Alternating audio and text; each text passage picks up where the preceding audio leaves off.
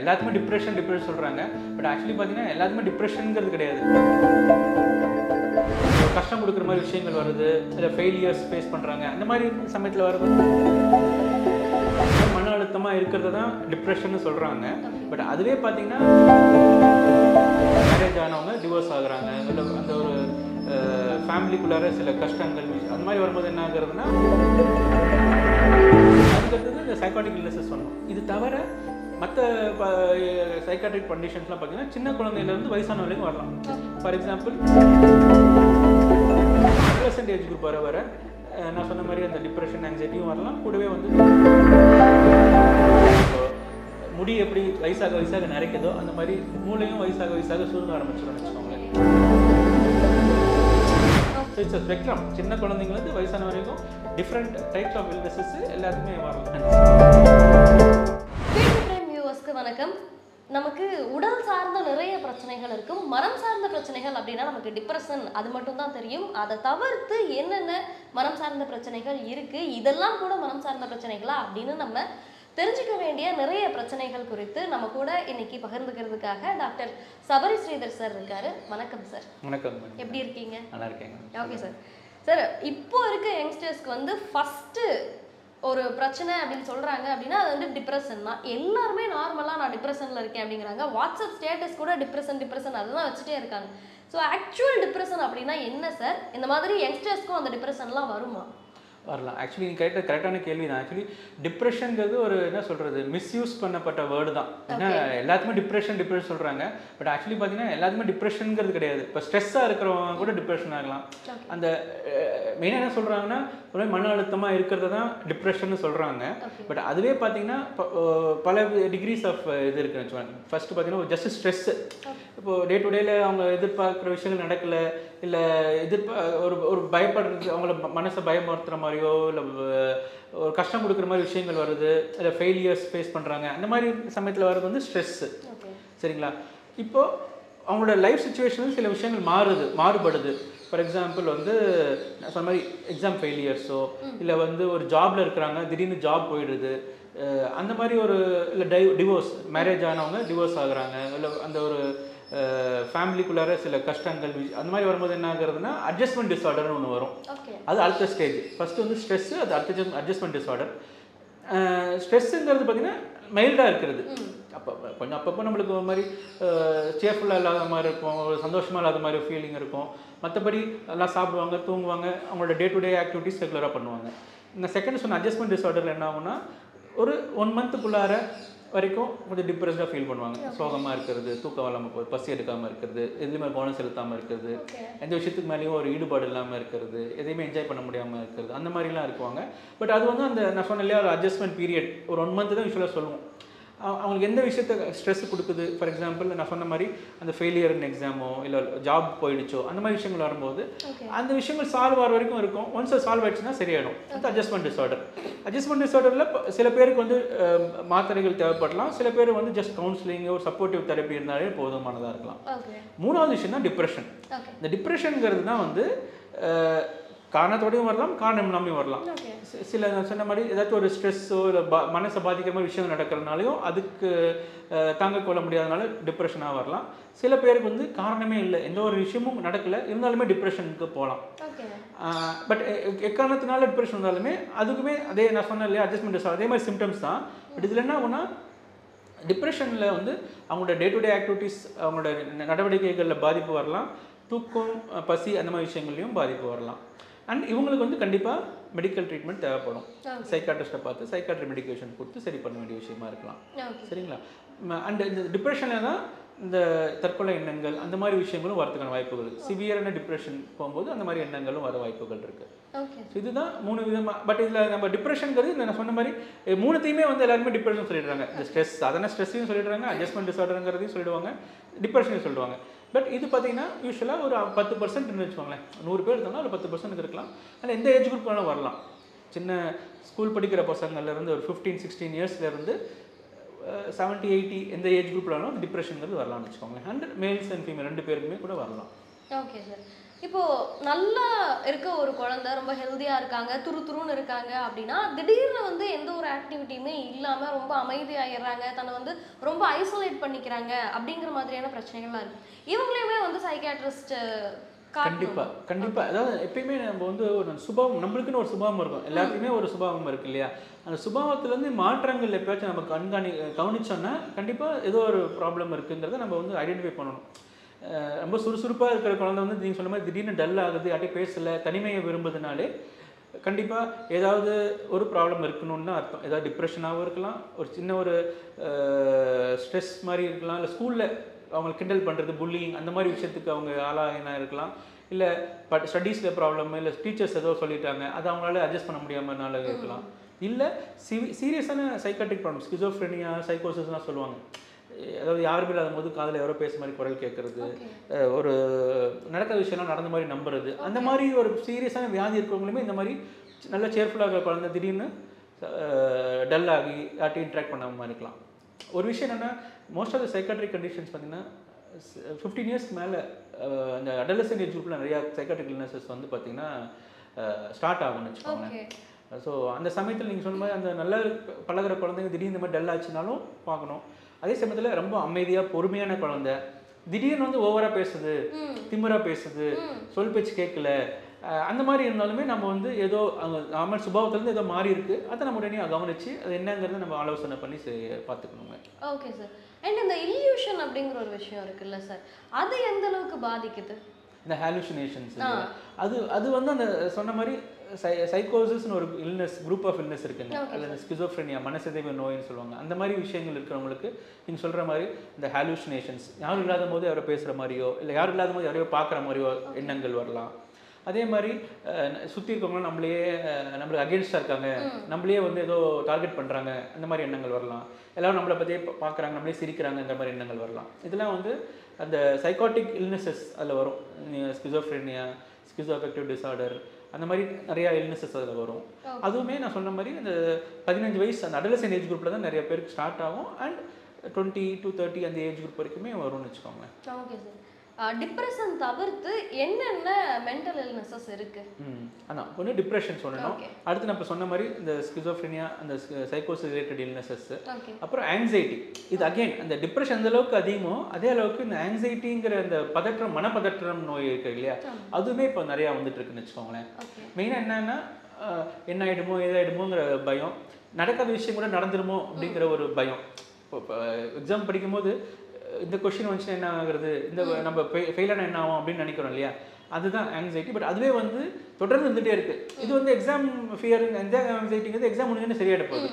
But காரணமே இல்லாமல் தொடர்ந்து எந்த சுச்சுவேஷனை பார்த்தாலும், இப்போ தெனாலியில் கமலஹாசன் சொல்லுவார் இல்லையா, அதை பார்த்த பயம், இதை பார்த்த பயம், அந்த மாதிரி தொடர்ந்து எதை பார்த்தாலுமே பயமாக இருக்கிறது தான் வந்து ஆங்ஸைட்டி டிஸார்டர்னு வச்சுக்கோங்களேன். ஸோ அதுவுமே வந்து இப்போ குவைட் காமனாக வருது. எஸ்பெஷலி இப்போ professionals, IT professionals, college students, இந்த மாதிரி ஏஜ் குரூப் இருக்கிறவங்களுக்கு இந்த ஆங்ஸைட்டி ப்ராப்ளம்ங்கிறதும் குவைட் காமனாக வந்துட்டு இருக்கு. நம்ம பார்க்குற பேஷண்ட்ஸில் ஆல்மோஸ்ட் 50% வந்து இந்த டிப்ரெஷன் ஆங்ஸைட்டியில் தான் இருக்கிறோன்னு வச்சுக்கோங்களேன். ஸோ இது ரெண்டு தான் காமன். மற்றபடி சின்ன வயசுலேருந்தே பார்த்தீங்கன்னா ஆட்டிசம், ஏடிஹெச்டின்னு சொல்லுவோம், அந்த கவனம் செலுத்த முடியாத கஷ்டப்படுறது, அதுக்கடுத்தது இந்த சைக்காட்டிக் இல்னஸஸ் சொன்னோம். இது தவிர மற்ற சைக்காட்ரிக் கண்டிஷன்ஸ்லாம் பார்த்தீங்கன்னா சின்ன குழந்தையிலேருந்து வயசான வரைக்கும் வரலாம். ஃபார் எக்ஸாம்பிள் சின்ன வயசில் ஒரு 5 வயசுக்கு முன்னாடி இருக்கிற குழந்தைங்கள்லேயே நம்ம வந்து ஆட்டிசம்ங்கிற அந்த இது கண்டுபிடிக்கலாம். சரியாக கண்ணை நோக்கி பார்க்காம இருக்கிறது, அந்த லாங்குவேஜ் டெவலப்மெண்ட், பேச இதாகிறது, அடுத்தது என்ன பேசுகிறாங்க புரிஞ்சிக்க முடியாமல் போகிறது, மற்ற குழந்தைங்க கூட சேர்ந்து விளையாடாமல் போகிறது, இந்த மாதிரி விஷயங்கள்லாம் பாதிப்பு வரலாம் ஆட்டிசமில். அடுத்து அதே சின்ன வயசுலேயே வந்து ஏடிஹெச்டின்னு சொல்லுவாங்க, கவனக்குறைவு, ஒரு இடத்துல அமைதியாக உட்கார முடியாது, அவங்களுக்கு கவனம் செலுத்துறது கஷ்டமாக இருக்கும், எந்த ஒரு விஷயத்தையுமே சிந்திக்காமல் டக்கு டக்குன்னு முடிவெடுக்கிறது, இந்த மாதிரி விஷயங்கள் ஏடிஹெச்டிங்கிறது வரும். அப்புறம் அடலசன்ட் ஏஜ் குரூப் வர நான் சொன்ன மாதிரி அந்த டிப்ரெஷன், ஆங்ஸைட்டியும் வரலாம். கூடவே வந்து இந்த கான்டக்ட் டிஸார்டர்னு சொல்லுவோம், பொய் சொல்கிறது, திருடுறது, வீட்டில் வந்து சொல் பேச்சு கேட்காம இருக்கிறது, ரூல்ஸை ஃபாலோ பண்ணாமல் இருக்கிறது, ஸ்கூல் கட் பண்ணுறது, வீட்டில் வளர்க்குற பிராணிகளை துன்புறுத்துறது, இந்த மாதிரி விஷயங்கள்லாம் கான்டக்ட் டிஸார்டருங்கிறது அது அடலசன்ட் ஏஜ் குரூப்பில் உருவாகிறது. அப்புறம் இன்னும் கொஞ்சம் ஏஜ் ஆக ஆக சில பேருக்கு வந்து பார்த்திங்கன்னா பர்சனாலிட்டி டிஸார்டர்னு வரும், சுபாவ கோளாறு. சில பேர் வந்து இப்போ நார்மலாக 100 பேர் எடுத்துட்டிங்கன்னா ஒரு 80 பேர் வந்து பார்த்திங்கன்னா ஒரு வெல் அட்ஜஸ்டட் பர்சனாலிட்டின்னு சொல்லுவாங்க, ஒரு நார்மலான சுபாவம் இருக்கிறவங்க. அதில் மீதி இருக்கிற 20% பார்த்திங்கன்னா ஒன்று ரொம்ப பயங்கர சுபாவமாக இருப்பாங்க, பயங்கர சுபாவமாக இருப்பாங்க, இல்லை சந்தேகப்படுற சுபாவமாக இருப்பாங்க, எதாத்தாலும் சந்தேகப்படுறது, இல்லை ரொம்ப எமோஷன் கட்டுப்படுத்த முடியாது அவங்களால, எதையுமே எந்த விஷயத்தாலும் ரொம்ப எக்ஸ்ட்ரீம் ஆஃப் எமோஷன்ஸ் போகிற மாதிரி சுபாவங்கள். ஸோ இந்த மாதிரி டிஃப்ரெண்ட்டான சுபாவங்கள் அதெல்லாம் பர்சனாலிட்டி டிஸார்டர்ஸில் வரும். இதுக்கும் மீறி போனீங்கன்னா ஏஜ் ஆகும் போது டிமென்ஷியான்னு சொல்லுவாங்க இல்லையா, ஞாபகம் குறைஞ்சி போகிறது. நம்ம முடி எப்படி வயசாக நரைக்குதோ அந்த மாதிரி மூளையும் வயசாக சுருங்க ஆரம்பிச்சிடும்னு வச்சுக்கோங்களேன்.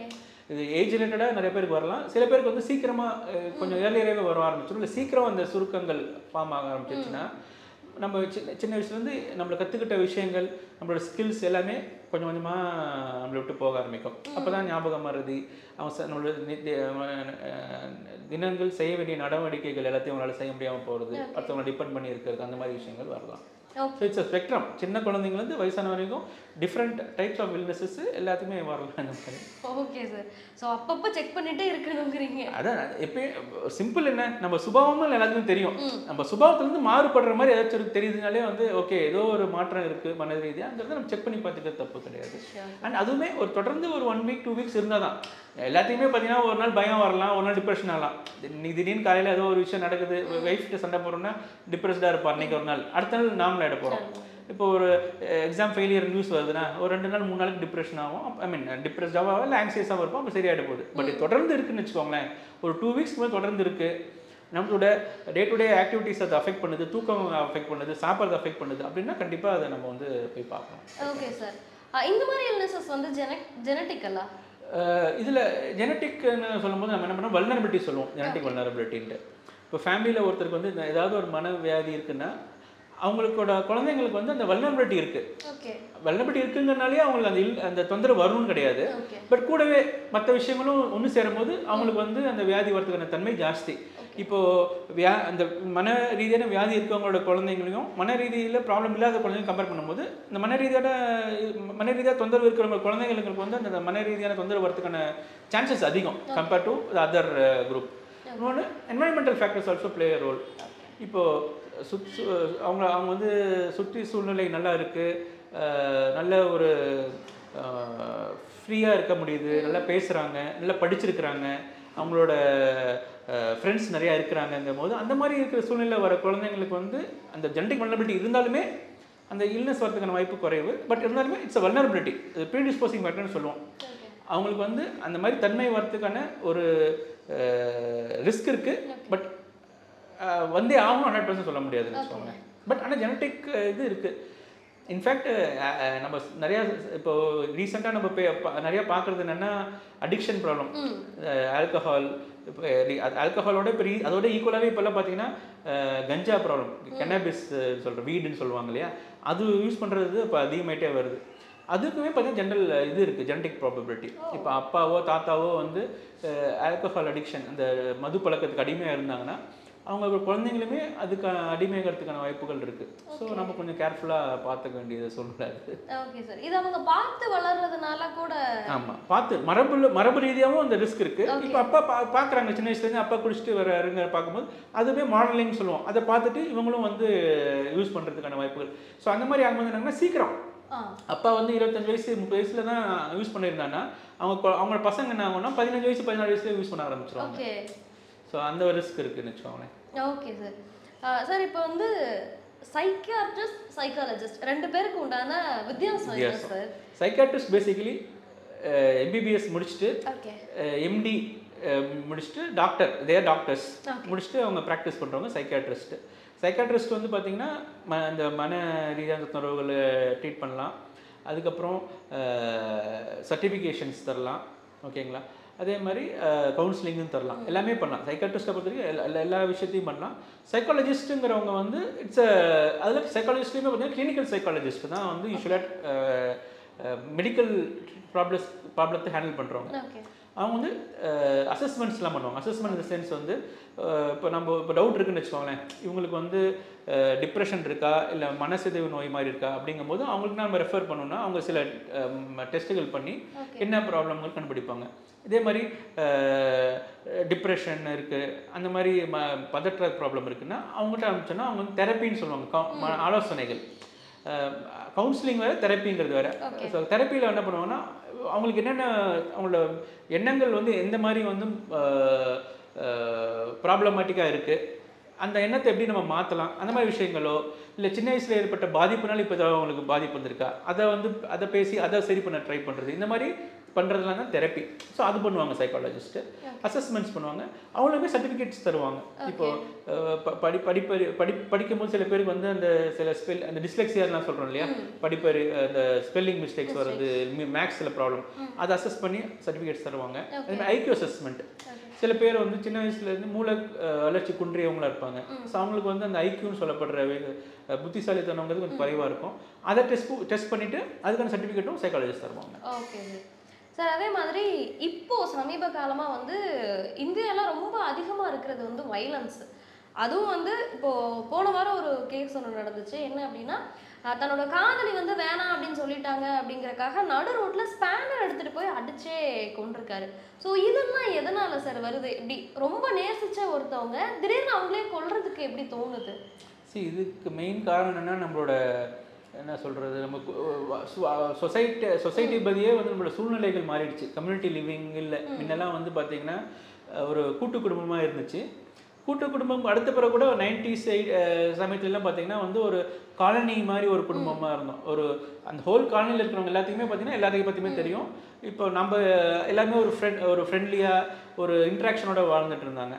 இப்போ ரீசெண்டாக என்ன ஆகிட்டு இருக்குன்னா, அந்த ஒரு கம்யூனிட்டி லிவிங்னு சொல்கிற அந்த ஒரு விஷயமே இல்லை. ஈவன் ஒரு அப்பார்ட்மெண்ட்டில் இருக்கோன்னு வச்சுக்கோங்களேன், பக்கத்தில் யாருக்கான்னு கூட தெரியாது, நம்மளுக்கு இன்ட்ராக்ஷன் இருக்காது. ஸோ குழந்தைங்களும் என்ன பண்ணுறாங்கன்னா அந்த வீட்டுக்குள்ளேயே தான் வாழ்கிறாங்க. ஸோ மற்ற குழந்தைங்களோட சேர்ந்து விளையாடுற மாதிரி சூழ்நிலைகளும் கிடையாது. இது ஒரு விஷயம். இதனால என்ன ஆகுதுன்னா, அது ஒரு கம்யூனிட்டி பாண்டிங் இல்லை. ஸோ மற்றவங்ககிட்ட கற்றுக்கிற விஷயங்கள்லாம் கற்றுக்க முடியல. இப்போ பேரண்ட்ஸை மட்டும்தான் நம்பி கற்றுக்க வேண்டிய விஷயங்கள் இருக்குது. பேரண்ட்ஸும் பார்த்தீங்கன்னா வந்து டைம் இல்லை இல்லையா, அவங்களுக்கு எல்லாம் வேலைக்கு போகிறாங்க, அவங்களால என்ன குழந்தைங்க கூட நிறையா டைம் ஸ்பெண்ட் பண்ண முடியல. ஸோ அவங்க என்ன பண்ணுறாங்கன்னா, குழந்தைங்க கேட்குற விஷயத்த வந்து உடனே சரி அவங்க தொந்தரவு கொடுக்குறாங்கனால இம்மீடியட்டாக அவங்க வந்து அதை செயல்படுத்திடுறாங்க. இப்போ எவ்வளோ காஸ்ட்லியான விஷயங்கள் கேட்டாலும் இம்மீடியட்டாக அவங்களுக்கு கொடுத்துட்றாங்க.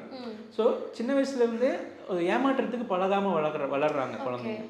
ஸோ ஃபஸ்ட் டைம் அவங்க ஏமாற்றத்தை சந்திக்கும் போது அவங்களால அந்த ஏமாற்றத்தை தாங்கிக்க முடியாது. அப்போ வந்து வயலண்ட்டாக பிஹேவ் பண்ண ஆரம்பிச்சிருவாங்க. சரிங்களா? இது ஒரு சின்ன ஒரு சாக்லேட்டில் ஆரம்பித்து நீங்கள் சொல்கிற மாதிரி பெருசாகி ஒரு நம்ம லவ் பண்ணுறோம், அவங்க நம்மளை ஏற்றுக்கலங்கும் போது அந்த ஏமாற்றவங்க வந்து பெரிய ஏமாற்றம். அது அவங்களால எப்படி ஹேண்டில் பண்ணுறதுன்னு தெரியாமல் இந்த மாதிரி வயலண்ட்டாக பிஹேவ் பண்ணுறது. ஸோ நேச்சுரலாக பார்த்தீங்கன்னா இப்போ இருக்க ஜெனரேஷன் ஆஃப் சில்ட்ரனே சின்ன வயசுலேருந்தே பார்த்தீங்கன்னா ஒரு ஏமாற்றத்தை எப்படி கற்றுக்கணும் அப்படிங்கிற ஒரு இதில் வேல்யூ இல்லை. இப்போ நான் சொல்கிறேன் இல்லையா, அந்த காலத்தில் வந்து நம்மளுக்கு ஒரு ஈவன் ஒரு கேக் வேணும்னா கூட ஒரு 2-3 நாள் பேரண்ட்ஸை கேட்கணும். அவங்க 2-3 நாள் கழிச்சு எப்போ அவங்களுக்கு மணி இருக்கோ அப்போ வாங்கி தருவாங்க. ஈவன் மணி இருந்தால் கூட அவங்க இமீடியட்டாக வாங்கி தர மாட்டாங்க. அப்போ தான் நம்மளுக்கு அந்த வேல்யூ தெரியும். இப்போ அந்த கேக்குன்னா அப்பா இவ்வளோ பெரிய விஷயம்னு தெரியும். இப்போ வந்து நீங்கள் எது வேணாலும் கேட்கலாம். இப்போ மொபைல் ஃபோன்லாம் பார்த்தீங்கன்னா ஸ்கூல் பசங்களுக்கே வாங்கி கொடுத்துட்றாங்க. ஸோ அவங்களுக்கு வந்து அந்த வேல்யூ தெரியாமல் போயிடுது. அந்த பொருளோட வேல்யூ தெரியல, எதை பற்றியுமே வேல்யூ இல்லை. ஸோ பொருள் பற்றியும் வேல்யூ இல்லை, லைஃப் பற்றியும் வேல்யூ இல்லை. ஸோ அந்த ஏமாற்றத்தை அவங்களால தாங்க முடியாதனால டக்குன்னு இந்த மாதிரி வயலண்டாக பிஹேவ் பண்ணுறாங்க. Okay sir. அண்ட் இந்த கேசஸ்மே பார்த்தீங்கன்னா இப்போ பெண்கள் தான் அதிகமாக பாதிக்கப்பட்டவங்களா இருக்காங்க. மேக்ஸிமம் கொலை பண்ணுறவங்க வந்து ஆண்களாக இருக்காங்க. அது எதனால சார்? யூஸ்வலாகவே பார்த்தீங்கன்னா நேச்சுரலாகவே மேல்ஸ்க்கு வந்து மெச்சூரிட்டி கொஞ்சம் டிலே ஆகும். இப்போ 17 வயசு 18 வயசு இருக்கிற ஆணுக்கும் 17 வயசு 18 வயசு இருக்கிற பெண்ணுக்கும் கம்பேர் பண்ணி பார்த்தீங்கன்னா அந்த 18 வயசு இருக்கிற பெண்ணுக்கு வந்து மெச்சூரிட்டி கொஞ்சம் ஜாஸ்தி இருக்கும். 18 வயசு இருக்கிற பையனுக்கு அந்த அளவுக்கு மெச்சூரிட்டி இருக்காதுன்னு வச்சுக்கோங்களேன். ஸோ அந்த சமயத்தில் அந்த பெண் வந்து தீர்மானிக்கிற விஷயம் வந்து கொஞ்சம் மெச்சூரான ஒரு டிசிஷனாக இருக்கலாம். பட் அந்த பையன் அந்த அளவுக்கு மெச்சூர்ட் ஆனதுனால அவனுக்கு அதை வந்து தாங்கிக்க முடியாமல் போகலான்னு வச்சுக்கோங்களேன். அது ஸோ ஒரு இந்த மாதிரி ஏமாற்றம் இருந்தால் கூட ஒரு மெச்சூராக இருக்கிற பொண்ணு வந்து அதை ஹேண்டில் பண்ணுற விதம் டிஃப்ரெண்ட்டாக இருக்கும். ஸோ இம்மெச்சூராக இருக்கிற ஆண் வந்து அதை ஹேண்டில் பண்ணுற விஷயம் டிஃப்ரெண்ட்டாக இருக்குது. அதுதான் ஈவன் நீங்கள் 17-18 வயசுன்னு கூட பார்க்க வேணாம். ஈவன் அதர்வைஸ் 30 வயசு 40 வயசுலேயே கூட பார்த்தீங்கன்னா ஒரு விஷயத்தை ஒரு லேடி ஹேண்டில் பண்ணுறதுக்கும் ஒரு மென் ஹேண்டில் பண்ணுறதுக்கும் நிறைய டிஃப்ரென்ஸ் இருக்கும். Okay sir. ஸோ அதே மாதிரி ஆணவ கொலைகள் வந்து தொடர்ந்து அதிகமாயிட்டே வருது. ஹரியானால இந்த வாரத்தில் மட்டும் 3 ஆணவ கொலைகள் நடந்திருக்கு. எல்லாமே பெண்ணின் குடும்பத்தார் தான் வந்து அது பண்ணியிருக்காங்க. ஸோ இந்த மாதிரியான ஆணவ கொலை, அதாவது ஒரு 20 வருஷம் 25 வருஷம் பெற்று நல்லா வளர்த்துட்டு திடீர்னு தன்னோட பேச்சை கேட்கல அப்படிங்கறக்காக ஒரு கொலை பண்றது அப்படின்றது ஒன்று இருக்குல்ல சார், இதெல்லாம் எதனால? அகைன் இதுவுமே என்ன சொல்கிறது, நம்ம வந்து அதிகமாக ஒரு பெண்கள் மேலே ஒரு சொசைட்டியாகவே வந்து நம்ம வந்து ஒரு மதிப்பு இந்த சென்ஸ் அதை ஆமாம் அந்த விஷயத்த வந்து நம்ம வந்து கௌரவம் அப்படிங்கிறத வந்து பெண் மேலே தான் வச்சுருக்காங்கன்னு வச்சுக்கோங்க சின்ன வயசுலேருந்து. இதோ சைக்காட்ரி தாண்டி வர விஷயம் இது. இருந்தாலும் என்னோட பாயிண்ட் ஆஃப் வியூவில் சொல்கிறேன். ஸோ பெண்களுக்கு வந்து அது கௌரவம், அவங்க இப்படி தான் இருக்கணும் அப்படிங்கிறதெல்லாம் நிறையா அவங்க மேலே புகுத்தி வச்சுட்ருக்கனால அவங்களுக்கு இது மாதிரி ஆனாலும் அவங்க நம்ம கௌரவமே போயிடுச்சுங்கிற மாதிரி அவங்களுக்கு ஒரு மைண்ட் செட்டை வந்து டெவலப் ஆகிடுறது. அதுதான் எனக்கு தெரிஞ்சு. இன்னொன்று நாளுக்கு நாள் என்ன ஆகுதுன்னா நம்மளுக்கு வந்து சந்தோஷங்கிறது வந்து நல்லா ஒன்றா வாழணும், ஃப்ரெண்ட்லியாக இருக்கணும் அப்படிங்கிறத விட்டுட்டு நான் பெரிய நீங்கள் சின்னவங்க அப்படிங்கிறதுல தான் சந்தோஷங்கிறது அதிகமாகிட்டே போகுது. நம்ம எல்லாம் ஒன்றா இருந்தோம்னா சொசைட்டி நல்லா இருக்குங்கிற அந்த ஒரு சூழ்நிலை இல்லாமல் யார் பெரியவங்க, யாருக்கு அதிகாரம் ஜாஸ்தி அந்த மாதிரி போயிட்டு இருக்கனால நம்ம பொண்ணு வந்து நம்மளுக்கு அதிகாரம் ஜாஸ்தி, நமக்கு அதிகாரம் கம்மியாக இருக்கவங்க கிட்ட போயிட்டாங்கன்னா ஸோ நம்மளுக்கு வந்து நம்மளோட சொந்தக்காரங்கள்லையோ இல்லை நம்ம கம்யூனிட்டிலையோ நம்மளோட இது குறைஞ்சிடுது, மதிப்பு குறைஞ்சிடுச்சுங்கிறதுனால தான் மெயினாக இந்த இது வர்றதுன்னு வச்சுக்கோங்களேன். Okay sir.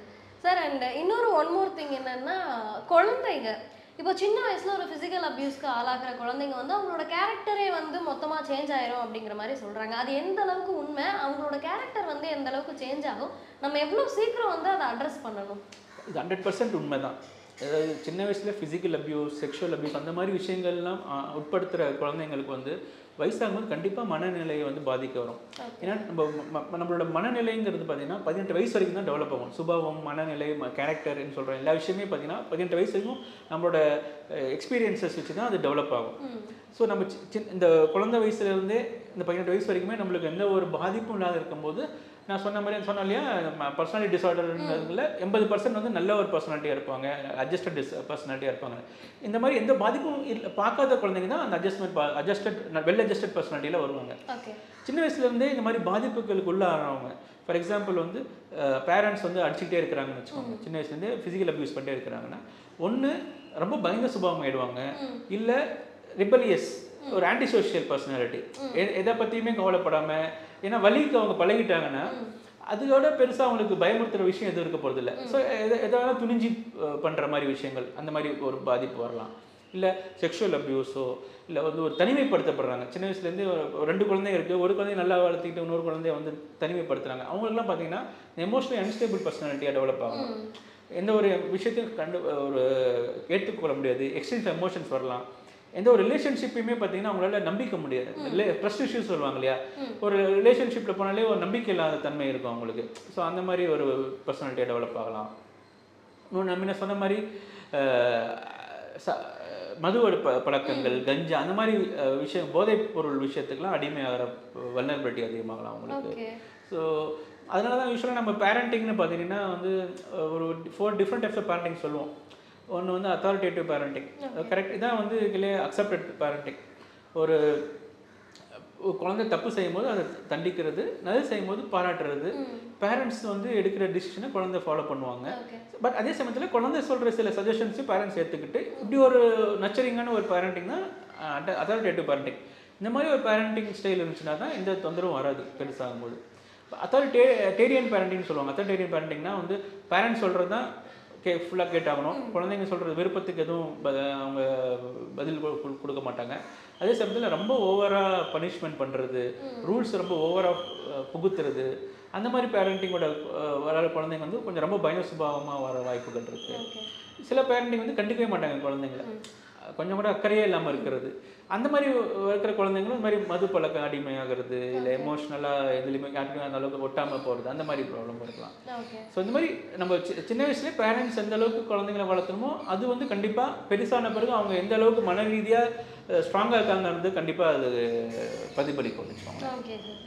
அண்ட் சிலர்லாம் வந்து திடீர்னு வந்து குடும்பத்துக்கூடயும் சரி சோசியல் இதுவும் சரி ரொம்ப நல்லா பெர்ஃபார்ம் பண்ணிட்டு இருந்தவங்க வந்து டிட்டாச் ஆயிடுவாங்க. என்னதான் வந்து நம்ம சைக்காட்ரிஸ்ட்டை கூட்டிட்டு போனாலுமே இல்லை என்ன பண்ணாலுமே வந்து அவங்களால அதுலேருந்து வெளில வரவே முடியல அப்படின்ற ஒரு ஸ்டேஜில் இருப்பாங்க.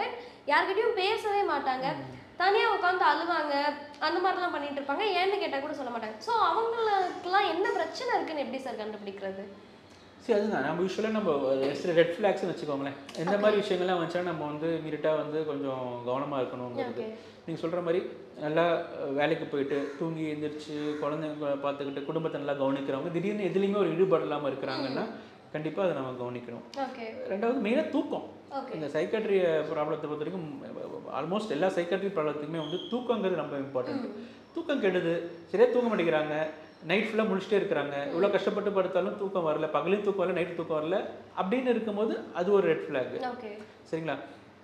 அதே மாதிரி தனியாக வந்து பேசிகிட்டே இருக்கிறது, முன்னிறுத்திட்டே இருக்கிறது, பேசிகிட்டே இருக்கிறது, புலம்பிகிட்டே இருக்கிறது. ஸோ அது எப்படி பண்ணிட்டு இருக்காங்கன்னா நம்ம பார்க்க வேண்டியது இருக்குது. ஸோ திடீர்னு வேலைக்கு போகிறது நிறுத்திட்டாங்க அப்படின்னா ஏன் வேலைக்கு போகிறது இல்லை, ஃபேமிலிக்கு வந்து அவங்களோட கான்ட்ரிபியூஷன்ஸ் குறையுது, ஏன் திடீர்னு குறையுது, அதை நம்ம செக் பண்ணி பார்க்கணும், அதை நம்ம அசஸ் பண்ணி பார்க்கணும்.